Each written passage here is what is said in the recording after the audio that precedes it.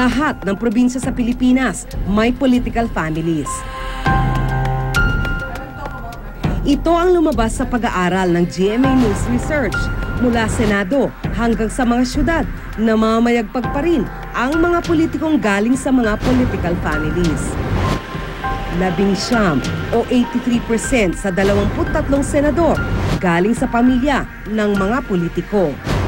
Gayon din ang 64% ng mga kongresista. Political families din ang pinagmulan ng higit 80% ng mga gobernador at city mayor sa buong bansa. Sabi ng konstitusyon, ipinagbabawal daw ang mga political dynasties. Kaya lang, ano ibig sabihin ng political dynasty? Nasa sa batas na raw yun. Ibig sabihin, kailangan maglabas ng batas na nagsasabi kung ano ibig sabihin ng political dynasty. Noong nakaraang taon, inihain ni Senator Miriam Defensor Santiago ang Senate Bill 2649 o ang Anti-Political Dynasty Act. Sakop ng panukalang batas na ito ang pagtakbo sa pwesto ng mga malalapit na kamag-anak ng isang elective government official. Halimbawa, kung tatakbo para sa re-election ng isang lokal na opisyal tulad ng gobernador at mayor, bawal na kasabay na tatakbo sa parehong lugar ang kanyang asawa, anak, kapatid o mga magulang. Kung hindi na muling tatakbo, hindi rin siya pwedeng palitan sa pwesto ng kanyang kamag-anak. Maliban na lang kung siya ay opisyal sa sangguniang barangay.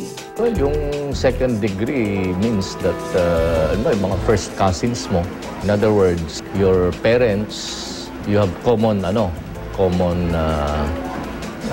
relations sa parents ninyo.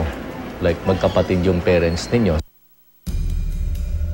Sa panukalang batas kontra political dynasty na inihain sa Kongreso ni Caloocan 2nd District Representative Mary Mitzi Cahayon, mas detalyado ang mga gustong ipagbawal sa national elective officials.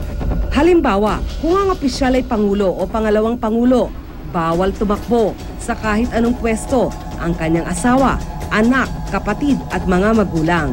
Ang mga kamag-anak naman ng mga mambabatas, babawalang tumakbo sa mga lugar kung saan rehistrado bilang botante ang senador o congressman.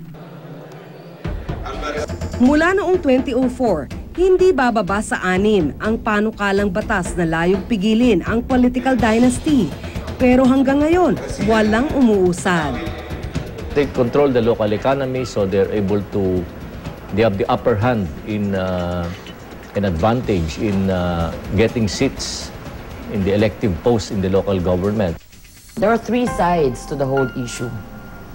The side of the Constitution na siyang nangingibabaw dahil ang saligang batas natin ang tinig, ang reflection ng sinasabi at niluloob, sinasapuso ng tao.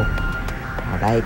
At isa naman sa mga sides doon, yung mga, sige na, isulong natin, dapat magkaroon na tayo ng batas. Yun ang sabi ng Constitution. At sabi naman ng isa, teka muna. Ano yung teka muna niya? Huwag nating ipasa ang batas. Ilang buwan na lang eleksyon na. Ano ang pananaw ng mga botante sa political clans? Parang sila lang ang nanunungkulan sa halimbawa sa isang bayan, palagi. Dapat maganda yung iba-iba naman. Mahirap na, wala kang mapagsumbungan. Katulad sa Batuan, sa Mindanao, mahirap yung ganun eh. Susubukan ko ang iba para maiba naman, di ba? Parang siya na rin ang nagis niyang mayor. Mabawa, siya pa rin ang lalabang mayor. Kung sakaling third team na niya, why not? Bigyan ng pagkataon na iboto yung papalit sa kanyang kapatid, di ba? Pwede naman yun eh.